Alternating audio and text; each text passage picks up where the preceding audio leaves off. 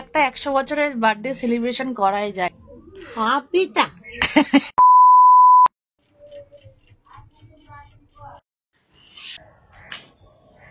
তো নমস্কার বন্ধুরা, আজের ব্লগটা কিন্তু এখান থেকে শুরু করছি। হ্যাঁ, তোমাদের দেখলে আগের দিন রথ চালালাম আর পরের দিন ছিল হচ্ছে বিপত্তারিণী, তাই চলে এসেছিলাম হচ্ছে রাতের বেলায় তোমার হচ্ছে বাপের বাড়িতে। এখান থেকে গঙ্গা যেতে সুবিধা হয়। আর এখন কটা বাজে তুমি জানো?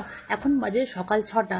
তো আমার মেয়ে উঠে পড়েছিল বলে বাইরে এসে ওয়েট করছিলাম, যাদের সঙ্গে যাব তারা এখনো রেডি হয়নি। আর তোমরা কলকাতায় যারা যারা থাকো তারা সকাল সকাল এই দৃশ্যটা তোমরা দেখতেই পারো, কারণ রাস্তা পরিষ্কার। কিন্তু মফস্বলে যারা থাকে তাদের আবার এইসব ফেসিলিটি যেটা আমাদের কলকাতায় পেয়ে থাকে ফেসিলিটিগুলো। তারপর দেখতে দেখতে আমরা অটো করে চলে এলাম হচ্ছে বাগবাজার ঘাটে। আমরা প্রত্যেক বছরের বাগবাজার ঘাটে আমরা কিনে নিলাম।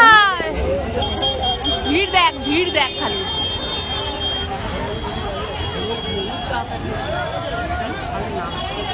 সব পুজো দিয়ে চলেও গেল, আমার এখন ঢুকছি। মেয়ে হওয়ার পর থেকে আমি গঙ্গায় খুব একটা যেতে পারিনি, মেয়ে ছোট থাকাকালীন। কিন্তু এই বছরে আবার শুরু করলাম গঙ্গায় যাওয়া। গঙ্গায় না গেলে বিপত্তারিণী মনেই হয় না। আর দেখো গঙ্গার ভিড়টা তোমরা একবার দেখে নাও, কতটা ভিড়। তখন বাজে প্রায় 7টা মতন তো বেজেই গিয়েছিল, তাই তখন অর্ধেক লোকে পুজো করে চলে যাচ্ছিল। আর সময়টা হচ্ছে তোমার জানো আষাঢ় মাস, বৃষ্টির সময়, আর খুব ঝমঝমে বৃষ্টিও পড়ছিল। আর সেই সময়টা যখন ঢুকেছিলাম বৃষ্টিটা একটু কম ছিল। কেনাকাটি করে পুজোর সামগ্রী, তখন আমরা স্নান করে পুজো দিতে আরম্ভ করে দিলাম। আর তোমরাও শুনে নাও, পুজো দেওয়ার পর আমরা মন্ত্র উচ্চারণ করলাম, তোমাদেরকেও কিছু ক্লিপ দিয়ে দিলাম। জামার সই অতি গোপনে সেই মাংস রাজরাগে, সেই গুপ্তচরেরা সেই খবর রাজার কানে তুলে দিলেন। ভিতা রানী কহে অতি বিষণ্ণ হইয়া পূজা দেই, সেই পুত্র পূজাটা এবার শান্তি জল দেবো। ওম পূর্ণবান ভবন্তম শান্তি, ওম সর্ব শান্তি শান্তি সুখময়, সর্ব শান্তি সুখময়।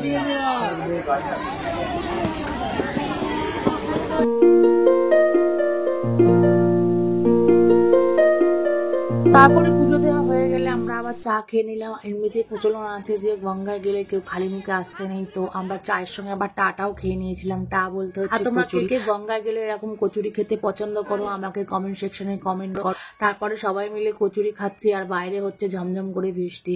তাও এই ফিলিংসটা এনজয় করতে খুব ভালোই লাগে। বয়স যদিও বা 100 ছুঁই ছুঁই, আমাদের 4-5টা জেনারেশন কিন্তু উনি দেখে নিয়েছে। তো আমার মা ভাবছে ওনার একটা 100 বছরের বার্থডে সেলিব্রেশন করাই যায়, তাই না?